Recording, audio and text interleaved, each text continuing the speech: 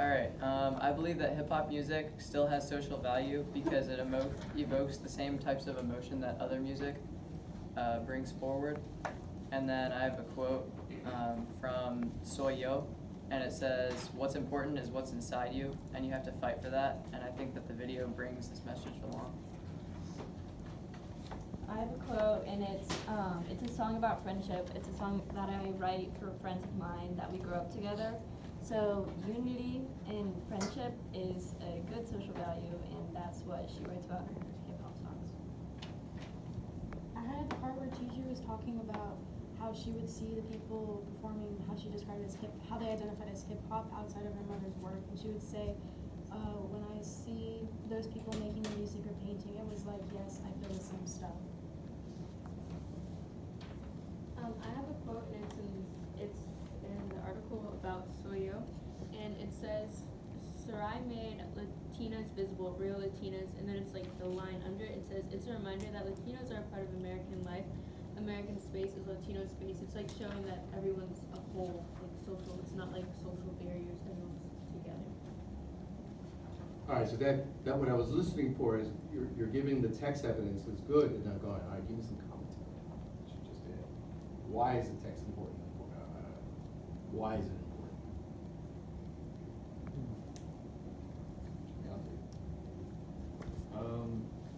For the question asking about if hip hop still has social value, I think we can say that it's not only hip hop music, it's any type of music. And for example, another big one is rap, because a lot of the people who rap, for example, Jay-Z, you come from the projects, the hood, wherever it is, and you talk about your hard life, you know.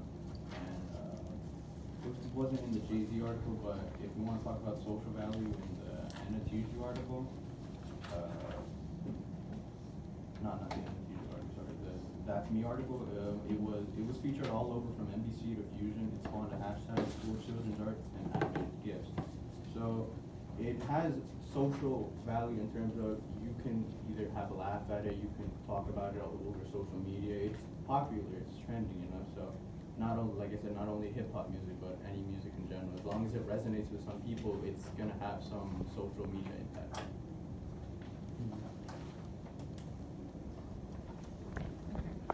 So one of the quotes that I found, it said the messages in their songs are things that are really happening and things that people are living.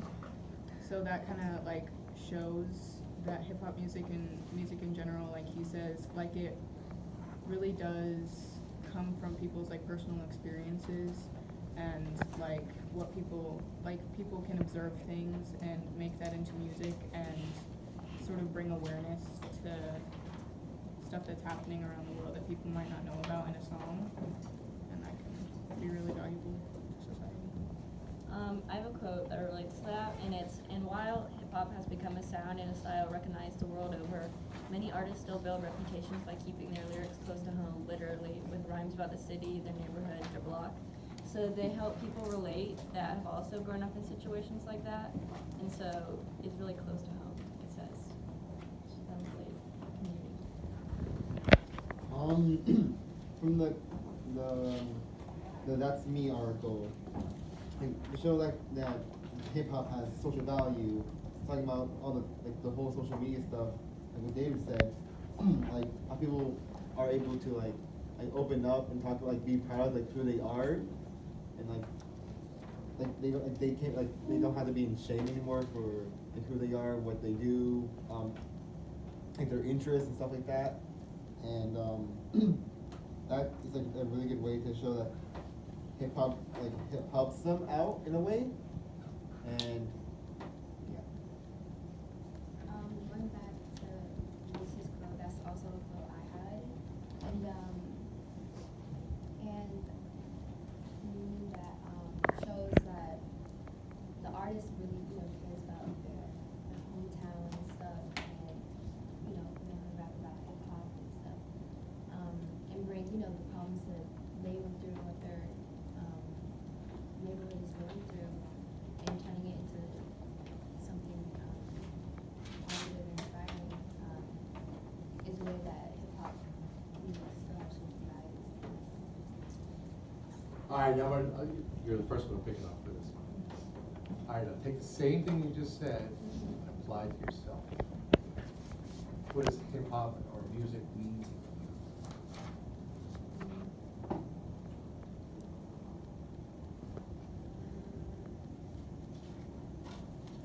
I don't know, it depends on the music. I like to think,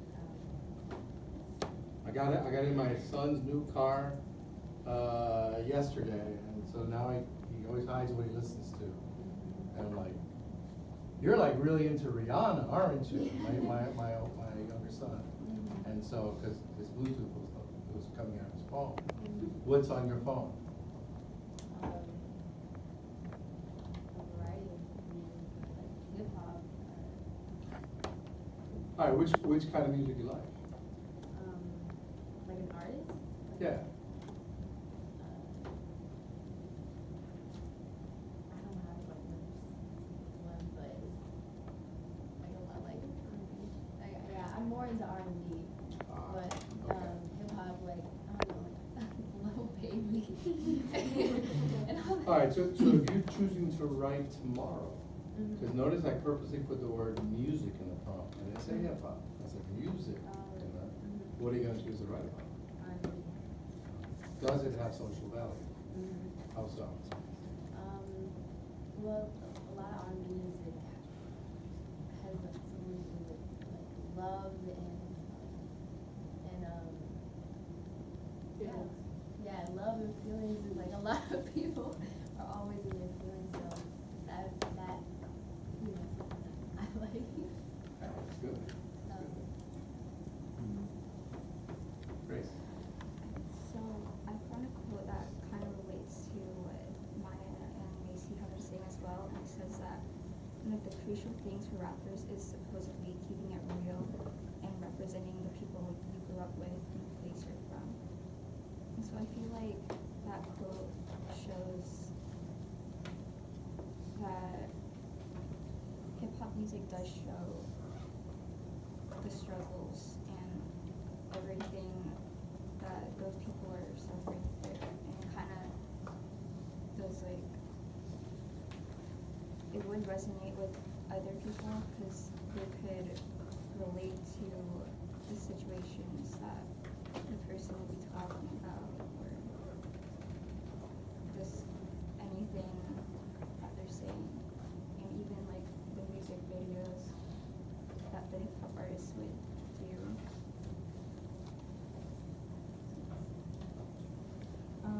I think one of the reasons why hip hop music and music in general is so socially valuable is because so many people across the world can like connect to one specific song or one specific artist that really resonates with them and really makes them happy or really makes them feel a certain way, and I think that like can really connect people and bring people together. And you? What does it do for you? I don't really listen to music that like makes me like happy. Like I like listening to it. Just like yeah. Would you listen? I'm taking a shot out there. Somebody like Pharrell?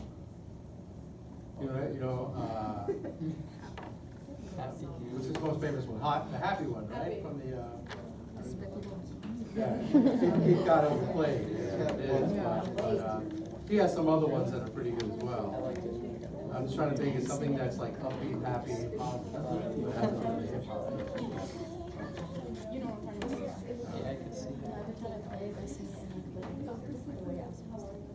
What's on your, do you listen to your music on your phone, or is it an iPad, is it a computer? Yeah, I listen to it on my phone. All right, so is it a set list that you created, or is it some kind of like streaming service? Yeah, it's like a list that I have, like a playlist. How do you put that list together? I don't know, just like songs that I listened to before that I liked, or that like, I don't know, a lot of the stuff that I have is like stuff that my parents also like and listen to. Like I listen to a lot of the Beatles. Like Elton John and stuff. We did Beatles last semester. I mean, music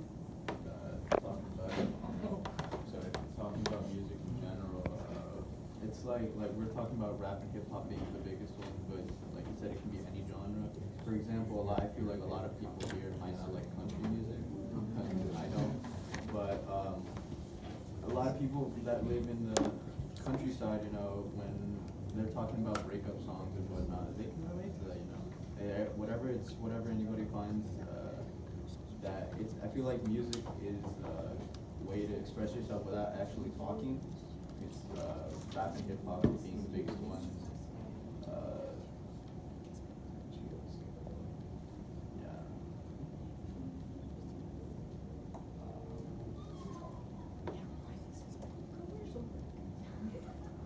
Yeah.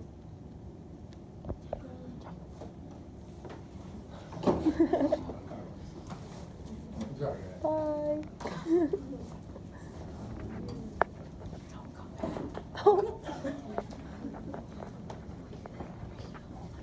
That was mean. How we doing time-wise? 11 minutes. All right, they can do 3. Alright, we move on to the second section. Yeah, go ahead, start the second one. Anybody want to start?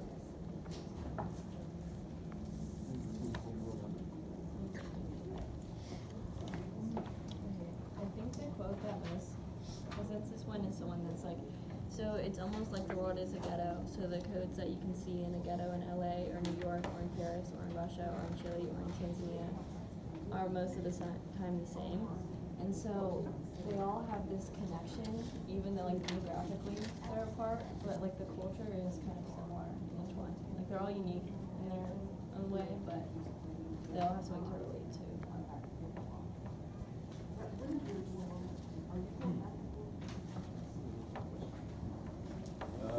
So this one's a quote from the Jay-Z interview.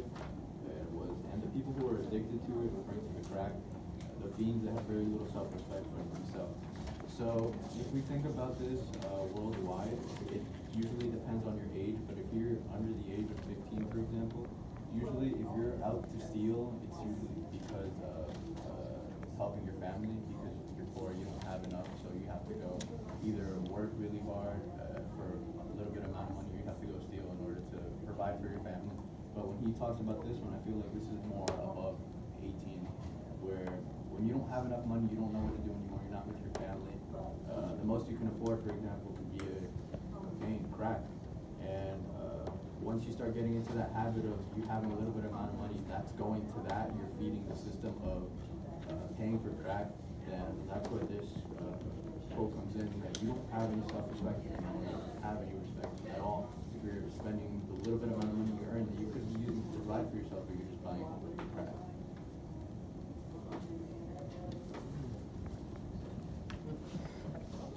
So I found another quote that I think that's exactly what that means.